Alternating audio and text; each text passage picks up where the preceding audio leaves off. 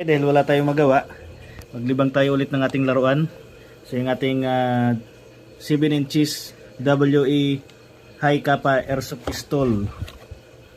So maglaro muna tayo dito sa tiris mga sanggay. So, ito yung ating unit mga sanggay. So itong ating laruan mga sanggay, 7 inches high kappa airsoft pistol.